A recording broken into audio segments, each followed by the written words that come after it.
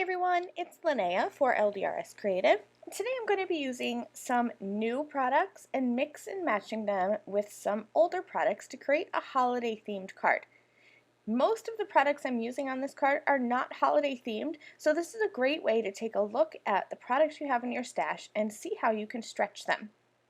I'm going to start off here with a piece of red cardstock, and I'm going to blend red ink around all of the edges. I'm using a pretty traditional red colored cardstock, and I just wanted to create some depth and dimension around the edges, so I'm using Scarlet Rose hybrid ink and a blender brush and just blending around, coming I would say probably 3/4 of the way in, so there's a highlight in the center, but those edges are definitely all blended. Then I'm going to grab another color of ink and blend over the very edge again.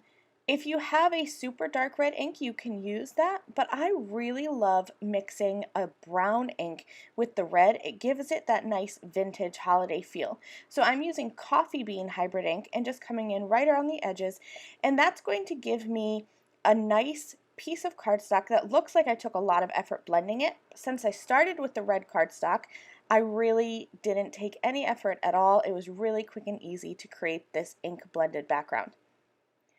I die cut the lovely peony cluster dies, and I used white cardstock. I die cut not only the cluster but the leaves as well, and I die cut a bunch of those leaves, I think 4 of them, and then 2 of the main flower clusters, and I'm going to use them to just fill up the background. So I'm positioning them on my card that I have ink blended, and I'm just going to move things around, twisting and turning them until I get the right arrangement. And then I'll use liquid adhesive and I will glue these pieces down to cover this background and make a faux cover plate look.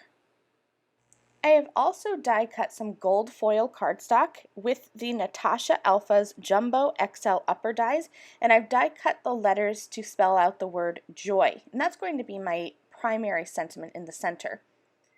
Once I have those white die cuts from the lovely peony cluster dies down on my card, I'm going to add some gold shimmer watercolor sparkles all over my background, and that's going to tie in that gold sentiment. I did add some foam tape to the back of my sentiment. I also stacked this die up 2 or 3 times so that it's more sturdy, but I wanted it to have even more dimension, so that's why I went ahead and used the foam tape. And these dies, since they're so big, it's easy enough to use foam tape behind them. I'm going to center that word joy right in the center of my card, and then I grabbed the Christmas sentiment stack, stamped that with Raven hybrid ink, and I die cut it using the sentiment stack die 2. And I'm going to grab one of the sentiments from here. There's 11 of them in this sentiment stack, and any of them would fit with this card. But I picked one of my favorites and I added some liquid adhesive, and I am going to place that right across the center of that joy sentiment. And that's it. This card is finished. I hope that this project inspires you to take a look through the products you have in your stash and see what non-holiday products you can stretch to create holiday cards.